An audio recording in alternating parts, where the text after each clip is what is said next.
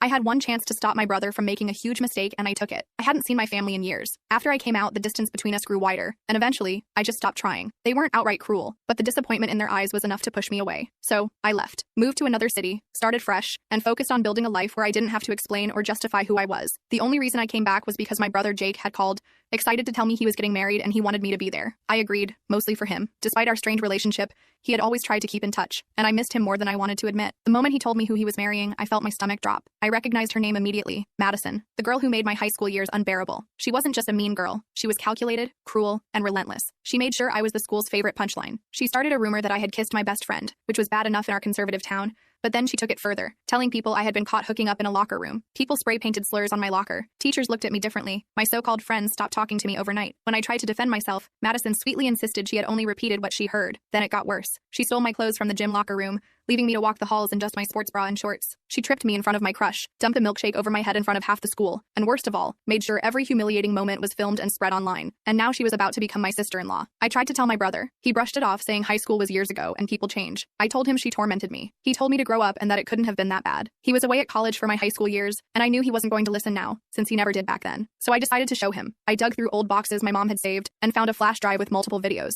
Madison herself had given it to me as a reminder that I would always be a loser. It showed Madison pretending to trip and spill food all over me, then loudly called me disgusting. Another clip of her sneaking behind me in the hallway, untying my skirt and yanking it down in front of a crowd. The worst one was her shoving me into the janitor's closet and locking the door while I sobbed, begging to be let out. I remember being stuck in there overnight. I watched it over and over, my hands gripping the mouse so tight my knuckles turned white. I had my proof, and I knew exactly when to use it. The wedding was extravagant. Hundreds of guests, a breathtaking venue, a ceremony straight out of a fairy tale. Madison walked down the aisle in a designer gown, looking like the picture of perfection, completely secure in her fantasy. But I knew the truth. When it was time for the reception, my mom played a sentimental reel of childhood photos and sweet moments of the couple, something I had encouraged her to do as a gift. At first, the screen showed the expected baby pictures, happy memories, and then the video. Madison went pale while my brother stood frozen. The whispers started almost immediately. My parents looked horrified. Madison stammered, trying to explain, saying it was so long ago, that it was just a joke. But no one was laughing, least of all my brother. He looked at me then to her, and in the coldest voice I had ever heard from him, he asked, "Is this who you really are?" Madison looked around, realizing there was no way out, no excuse that could erase what everyone had just seen. She burst into tears, but my brother was already stepping away from her. The reception ended abruptly. Madison left humiliated. My brother didn't say a word to me for days. Then, one night, he called me. He sounded like he hadn't slept in days. He told me he called off the marriage. He let out a bitter laugh and said, "I ended things with the love of my life. Are you happy now?" He didn't wait for an answer and hung up before I could respond. I should have felt victorious. I got my justice. But as I sat there, I couldn't help but think of my brother trying to process the reality of who he had almost married. I felt empty. The past couldn't be erased, and no matter what I did, I would always carry those scars. Exposing Madison didn't heal me. It didn't make me feel powerful. It just reminded me of everything I had lost because of her. I stared at the paused video on my laptop for an hour, wondering if revenge was ever really enough.